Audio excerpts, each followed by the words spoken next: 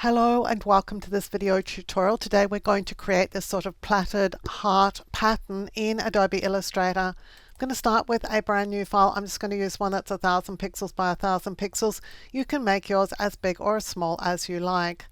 Now we're going to the rectangle tool. I'm just going to click on it. I'm going to click in my document and I'm going to create a rectangle, or actually a square, that is 50 pixels by 50 pixels. That's going to be one of the squares from the design. Now I'm going to give it a fill color and I'm going to remove the stroke from it.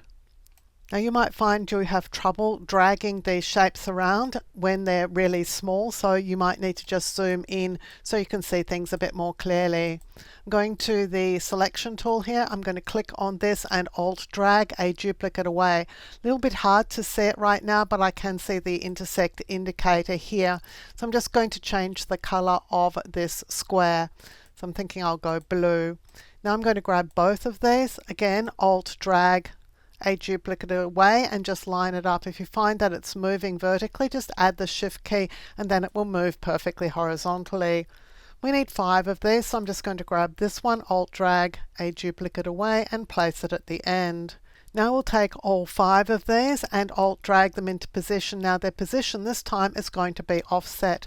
We want them to look like this, but we do want to see that intersect indicator. I'm going to pull this one over here, but I am just going to make sure that it has the right color. So let's go and make it the same blue color. So now we have a grid of these. I'm going to select all of them. Yet again, Alt drag a duplicate copy down here, just making sure that that snap is lining them up. And then I'm going to grab the top version up here, just the top row, and again Alt drag them down to the bottom. So I have a grid that is 5 squares by 5 squares in size. To make sure that everything is correct, select over that grid and go to the transform panel. You can get to that from the control panel here, or you can select window transform. If you've done everything right, it should be 250 pixels by 250 pixels in size. So let's go now and create the rest of the heart. To do this, we're going to select all of these shapes and rotate them just 45 degrees. So object, transform, and we're going to rotate and we'll do 45 degrees and just click OK. Now we need a circle, so I'm going over here and selecting the ellipse tool. I'll click once in the document and you may recall that the side of this shape was 250 pixels. So we're going to make an ellipse that's 250 by 250, so I'll just click OK. I'm going to select the direct selection tool here. I just want to select this particular anchor point here, so it's selected, none of the others are. I'm just going to press delete to remove it. Then still with the shape selected, I'm going to object path and I'll just click join, so that will join it all together. I need to rotate this, so with it selected, object, transform, and then rotate. This is going to be minus 45 degrees, so when I do that and tab away, you'll see that it's rotating to the shape it needs to be attached over here. I'll click OK, and I'm just going to move it into position. Now I need it to be rotated over here, so with it still selected, I'll choose Object, Transform, and Rotate. I want to rotate it across here, so I think that's going to be minus 90 degrees. Yep, that's perfect. But I want the original plus this copy, so I'm just going to click on Copy. Then I'm going to drag this one into position, and let's just change its color. So with it selected, I can either select on the color here, or I can go to the eyedropper tool here and just click on any of those squares that is that color, and the color will be picked up automatically. So this is our heart. It's slightly out here, so I'm just going to nudge it to adjust it into position. I'm going to select over everything and I'm going to group it with object and then group. That means it's going to travel as a single unit. Now we can make our pattern by selecting it and choosing object, pattern, and then make.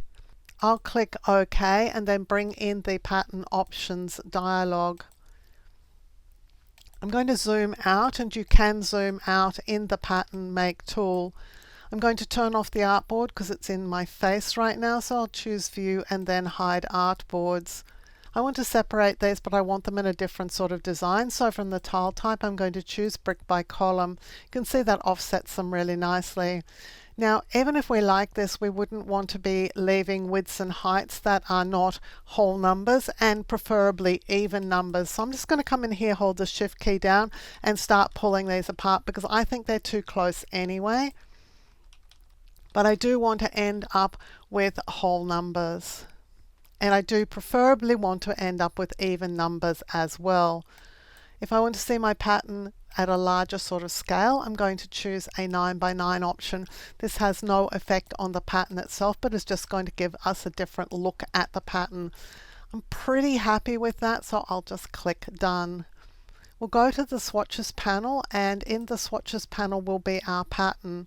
So while I'm here, I'm also going to make a copy of this pattern that has a background. So I'm going to take the new pattern, I'm going to drop it onto the plus sign, so that gives me a second version of it. When I double click on it, I'm opening it back up in the pattern preview.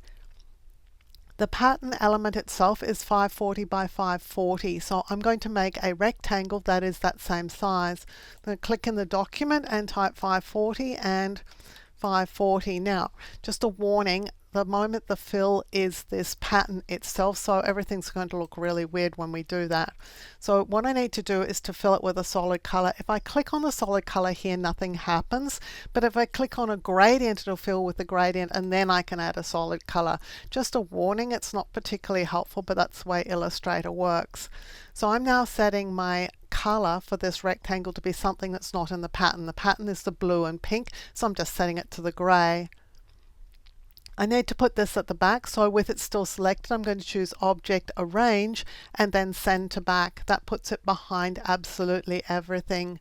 I'm going to scroll in here so I can see everything clearly, and what I'm looking for is to make sure that no part of these hearts is cut off. So I'm just going to look at the hearts that surround this particular one, and I'm going to show you what we're not looking for.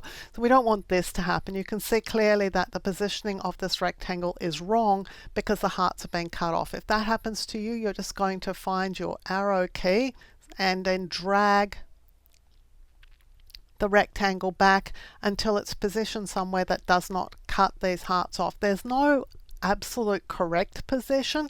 The only thing is it's either working or not working. So you want something that doesn't cut the pattern off. So I'm happy with that. I'll just click Done. So let's go and get our artboards back again with View and then Show Artboards. I'm going to grab my shape, move it out of the way. I'm going to make a rectangle the size of my artboard, which is 1000 by 1000. You can make yours whatever size your artboard was. I'll square it up on the artboard. I'm going to choose Object, Transform, Scale to change the scale of this pattern. I don't want to make the rectangle any smaller, so I'm just going to disable Transform Objects. I just want to see my pattern at a smaller size. In this case, my pattern is 30% of its original size. That's fine, I just need to see it more clearly. I'm pressing Control and 0 so that we can zoom in a little bit to see the entire artboard on the screen. At this point, if I want to change the colors, I can do so. So I'm selecting here on the Recolor Artwork dialog because I have my pattern filled shape selected. I'm going to go into Advanced Options, and then I'll go into Edit. Here I can change the colors. So at the moment they're locked because here it says unlink harmony colors. So at the moment they're linked. So this is going to give us the same spatial relationship between the colors. If we want to arrange them separately or unlink them, we're just going to click on that, and then I can unlink them and change the background color to whatever I like. I actually quite liked what I was seeing here, so I'm just going to leave that as is and click OK. In our swatches panel, you'll see that we have got the original pattern, which does not have a backing behind it. So when I drag it off the artboard, you can see it has no backing behind it. Then we have a version that has the original backing behind it, and then we have this newly colored version. If you use the Recolor Artwork dialog with a shape that is filled with a pattern, you actually get another pattern. So you're just creating new patterns each time. I think this is a super cute idea for a pattern. Hope you've enjoyed this video. If you did, please like and subscribe.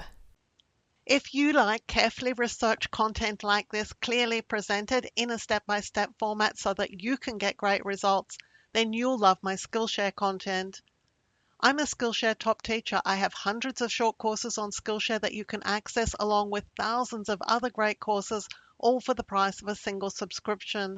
If you're interested, there's a Skillshare coupon for you in the description below to use to sign up. Using this coupon benefits me as a creator, and it helps me continue to make free content available here for you also on YouTube. Thank you for joining me for this video tutorial.